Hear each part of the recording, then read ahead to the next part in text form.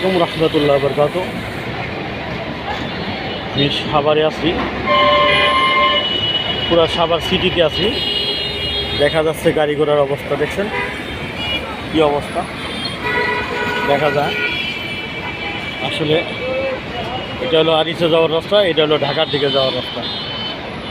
আমাদের অবস্থা দেখেন কি কত সুন্দর আমাদের পুরো ঢাকা শহর। আসলে প্রতিনিয়ত মানুষ এখান থেকে গাড়ি চলাচল করে, আসা যাওয়া করে, এটা আমাদের নিয়ম। যেরকম গাড়িগুলো আছে, রাস্তায় যে ফুলের টবগুলো আছে কত যে সুন্দর বোঝা বাইরে।